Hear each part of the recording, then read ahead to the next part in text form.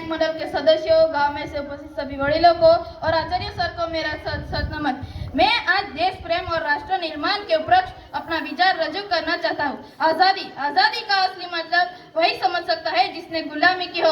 हम सौभाग्यशाली है कि हमने स्वतंत्र भारत में जन्म लिया।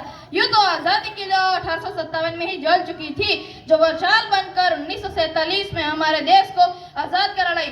प्राचीन, मध्यकालीन और वर्तमान भारत के इतिहास से स्पष्ट करना चाहूंगा कि जब हम फिरंगियों के फेरे में फंस गए थे, तब रंग दे बसंती चोला की एक आवाज से अंग्रेजी शासकों के टोले उमड़ाते थे। उनके वंदे मातरम के नारे से खून में आने वाला 5 डिग्री का तूफान अंग्रेजी शासकों की जोड़ों में तूफान ला देता था।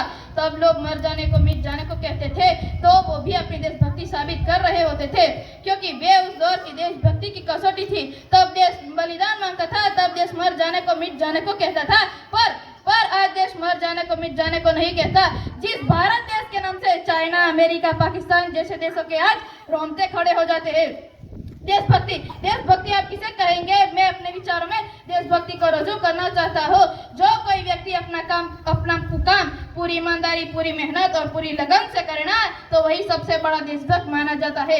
मैं नहीं मानता कि साल में 2 बार तिरंगा ले लेना ही देशभक्ति है। तो मैं पूछना चाहता हूँ, फुटपाथ पर रहने वाला वो बच्चा ट्रैफिक की छाव में जब तिरंगा बेचता है, तो आप उसे उसकी देशभक्ति कहेंगे? नहीं, वे उसे उसकी देशभक्ति नहीं, उसके पेट के भूख की शक्ति है जो उसे ये सब करने पर मजबूर कर देती है। न मस्जिद को जानते हैं, न शिवालयों को जानते हैं, न मस्जिद को जानते हैं, न शिवालयों को जानते हैं। जो पेट के भूखे होते हैं वो सिर्फ भोजन के निवालों को जानते हैं। जो पेट के भूखे होते हैं वो सिर्फ भोजन के निवालों को जानते हैं। और अंत में मैं इतना ही कहना चाहूंगा कि मेरा हिंदुस्तान महान था, महान है